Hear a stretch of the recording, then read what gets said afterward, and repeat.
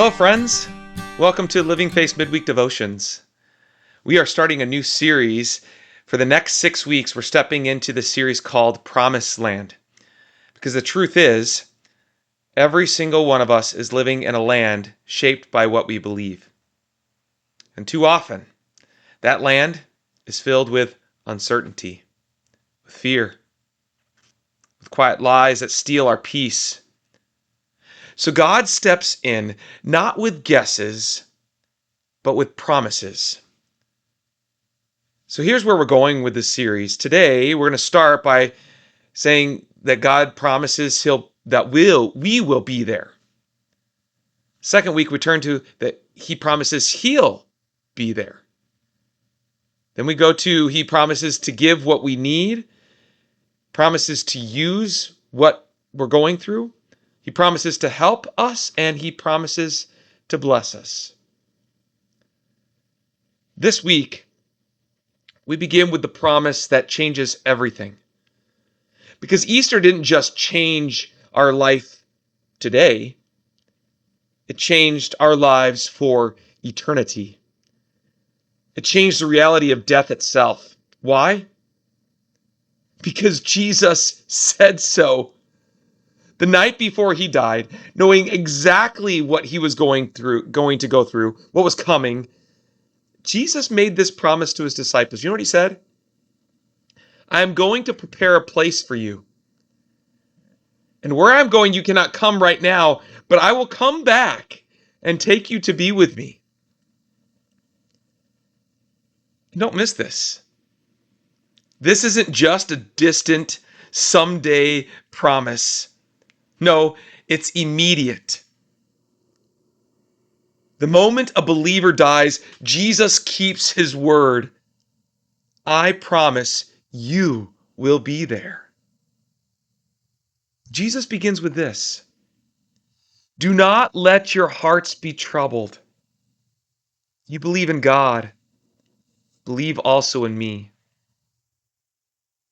Because our hearts are troubled. We feel it in uncertainty. We feel it in loss. We feel it when we're forced to face what we cannot control, especially death. That's why we love Easter. And underneath that trouble is a deeper issue. Belief. What do you actually believe about God? Is He trustworthy? Will He come through? Will His promises hold, even at the end? Jesus doesn't leave room for doubt about who He is. He says, believe in God, believe also in me. He places Himself right alongside the Father. In other words, to trust Jesus is to trust God. And that means every promise He makes is absolutely certain. And then He gives this promise. My Father's house has many rooms. I'm going there to prepare a place for you. This is personal. This isn't just a place for you. Prepared, intentional, certain. And then He says, and if I go, I will come back and take you to be with me. Not might, not hopefully, I will. That's the promise. Now we struggle with this, not always because we doubt it will happen, but because we don't know when it will happen. We want the timeline. We want control. But Jesus gives us something better than a schedule. He gives us certainty. And then when Thomas says, we don't know the way, Jesus. Do you know how Jesus responds in John chapter 14? He says, Thomas, I am the way and the truth and the life. Not a path to figure out, but a person to trust. And here's the good news. Jesus didn't just make this promise. No, He secured it.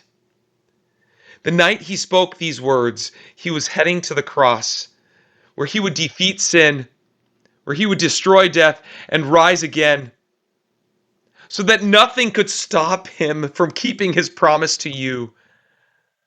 Which means this, dear friends, when your heart is troubled, when the future feels uncertain, when you face death, your own or someone you love, you stand on this.